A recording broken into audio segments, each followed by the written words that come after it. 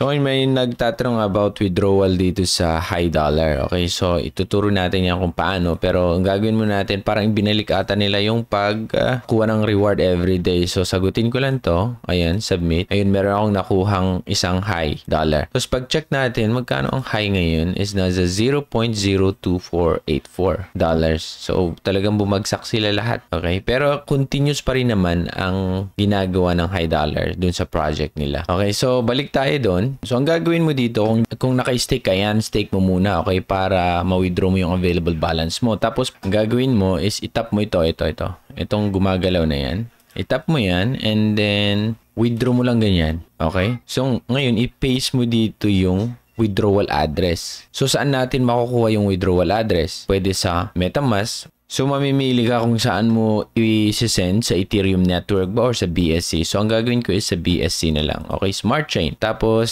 dito.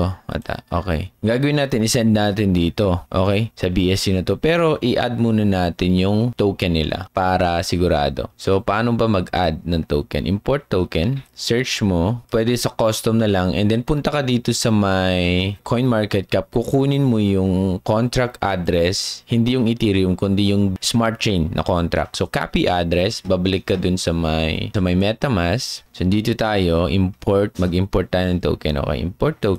Custom. Tapos, i-paste mo lang siya. And then, yan o. Nakita. Hi, sabi. Then, add custom. And then, import token. So, once na-import yan, ganyan na siya. Okay? So, ang gagawin mo is account details. So, copy mo tong address na to. Pag na-copy mo na yan, balik ka dun sa account mo. Dito. I-post mo lang dito yung address na kinuha mo. Kasi yun yung address dun sa BSC. Tapos, dapat ang pwede kong ma-withdraw. So, 21. Sabihin natin. Yan. Ayun o. So, network fee is 10. So, di ko alam kung ilan ang ma-withdraw ko dito. Okay? So, pag click mo ang withdraw, so, merong two-step verification for security. So, ang mangyayari ay may two-step verification to. So, kailangan mong i-set up muna to bago ka makapag-withdraw. So, ang gagawin ko is authorize lang via SMS kasi connected naman yung phone ko. So, tignan natin. Wait natin. Ayun.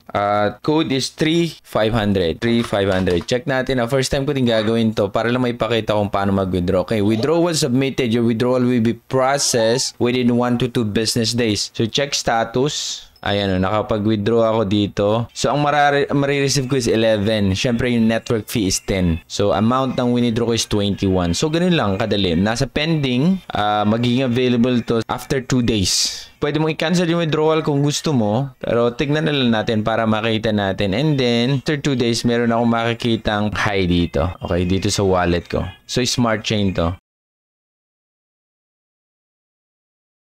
So, ganun lang, Lodi, ang mag-withdraw ng high dollar. So, yan lang, Lodi. At ang high dollar, continuous pa rin sila nagbibigay ng reward. Okay, yung ginawa ko. So, ganun lang, mga Lodi, kung gusto mong i-withdraw yung high mo. Hindi mo na kailangang i-connect yung wallet mo kasi sa phone, madali lang siya i-connect kasi ma-detect niya agad. Yung ma-recognize niya yung MetaMask. Pero sa akin kasi na hindi kasi Chrome ang ginagamit ko, Brave. Kaya minsan may problema ata yun. So, pwede mo lang i-copy yung wallet address mo na kinonect mo dito sa MetaMask. Parang dito. Yung address nito ang kukunin mo yung high, eto. Okay? May address ito. Account details. Kopyahin mo. Yan yung address niya para mapupunta dito sa high account mo. So yan lang, mga Lodi, and thank you so much for watching. Bye.